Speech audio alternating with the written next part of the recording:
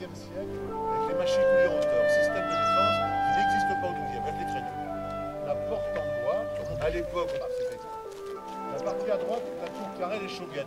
Les chauguettes, c'est une tour ronde comme il y a ici. C'est 14e siècle, 12e, 13e, 14e. Ça s'appelle le bastion méridional. Bastion, on est sur un piton rocheux. Méridional, on donne vers le sud. C'est sud-est, en fait. Hein. Et ça a été construit sous présence anglaise, parce que de temps en temps, nos copains anglais venaient faire un petit tour ici. Elle va se remarier, c'est là que je veux en venir, en 1152, avec Henri Plantagenet, qui 2 ans plus tard devient roi d'Angleterre, Henri II. Ça veut dire qu'Aliénor d'Aquitaine, après avoir été reine de France, devient reine d'Angleterre. Et dans la corbeille de mariée, qu'est-ce qu'elle amène? Elle amène l'Aquitaine, parce qu'on est en Angleterre.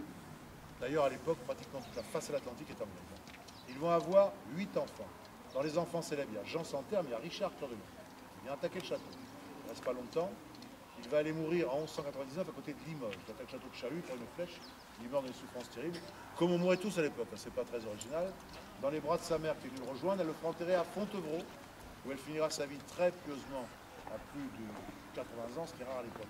Non pas de finir sa vie très pieusement, mais à plus de 80 ans. Elle a 82 ou 3 ans, personne ne met la Corse sur sa date de naissance. Et ceux qui ne connaissent pas Fontevraud, c'est une balade qu'on vous conseille. Hein. C'est là-haut à côté de Saumur, c'est un lieu assez magique. Puis un petit pinard qui n'est pas dégueu, c'est une gâterie. Pour être libéré, il faut attendre 1453, fin de la guerre de 100 ans, bataille de Castillon. Castillon, la bataille sur la route de Bordeaux. Ensuite, on tourne encore quelques pages. Pendant les guerres de religion, l'église de Bénac, l'église du village, hein, est détruite, jamais reconstruite. Le Seigneur prête son église. C'est une église du 13e. Un petit rajout, mais c'est une église du 13e. Et ça devient tranquillement l'église du village. Et en 1905, relativement récemment, séparation de l'église et de l'État, l'église du château devient officiellement l'église du château.